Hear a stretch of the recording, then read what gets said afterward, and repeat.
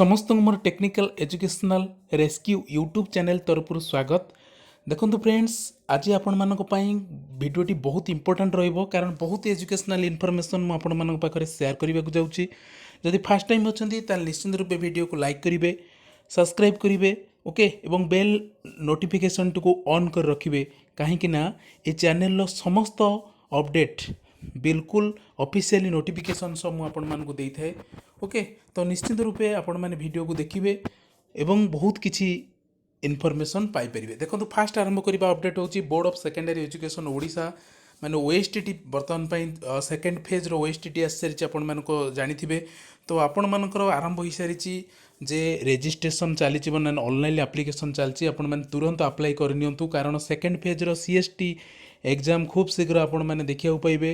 ता सहित OBS DSS भी बहुत किसी रिक्रुटमेंट आसवा अच्छी, तेणु आपण मैंने तुरंत ऑनलाइन रे फिलअप करंतु एवं भल भाव में प्रिपेरेसन करंतु। ओके, तो नेक्स्ट अपडेट होची ओपीएससी तरफ बर्तमान मुझे देखा medical officer recruitment 2021 online application begins apply before this days. देखो बर्तमान पई मेडिकल ऑफिसर पदवी बर्तमान पई आसी सारी 2021 ओपीएस तरफ आपण मैंने देखिपारुचंदी पाखापाखि 1800 वैकेंट बर्तमान पई देखा पाइबा आपण मैंने ये लक्ष्य करंतु।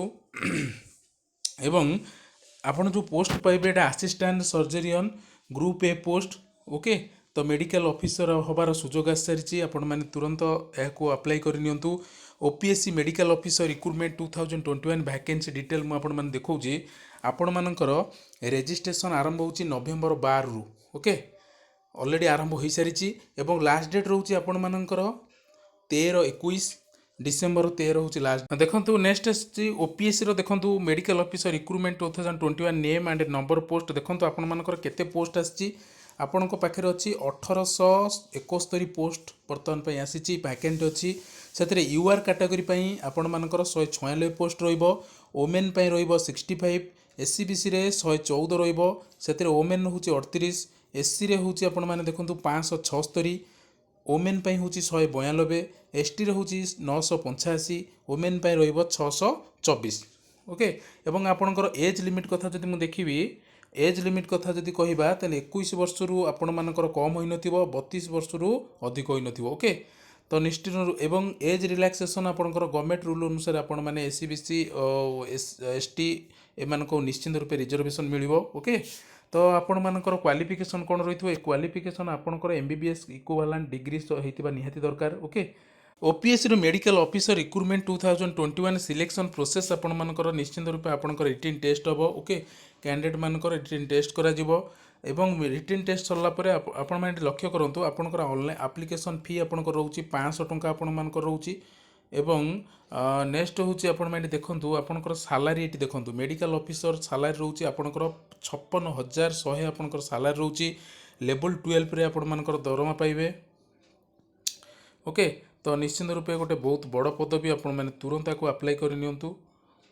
एंड यहाँ हूँ डिटेल आपण मान पाखक चली आसो वेबसाइट रे खूब शीघ्र उपलब्ध हो पार देखा पाइबे। एंड नेक्स्ट अपडेट रही विधानसभा सामने आशायी कनिष्ठ शिक्षक मानकर विक्षेप, सुरक्षा भेदिले धसई पशिले विधानसभा आड़ को, जॉब नहले जेल नारा, जेल गले 9 जन शिक्षक, विधानसभा को धसई पशिबा उद्यम बेले आशायी कनिष्ठ शिक्षक को अटकई सुरक्षाकर्मी।